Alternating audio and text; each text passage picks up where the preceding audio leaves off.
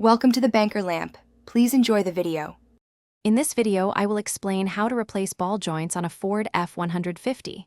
First, ensure you have all your tools ready, including a reliable jack, sturdy jack stands, and a ball joint press. Next, safely lift your truck and secure it on the jack stands. Remember to loosen the lug nuts on the wheel before you lift the vehicle off the ground. This preparation ensures a smooth and safe repair process. Now, let's get to removing the old ball joints.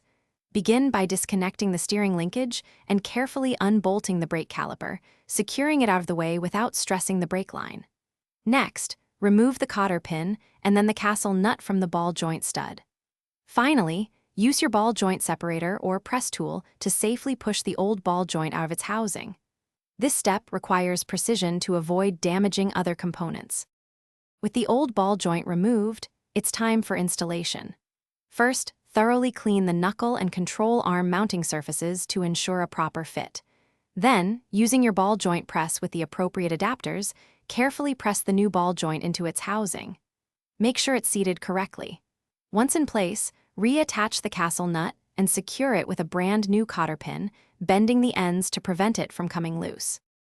To finish up, reattach the brake caliper, steering linkage, and then reinstall the wheel. Once everything is back in place, carefully lower your truck off the jack stands. Don't forget to torque the lug nuts to the manufacturer's specified foot-pounds for safety.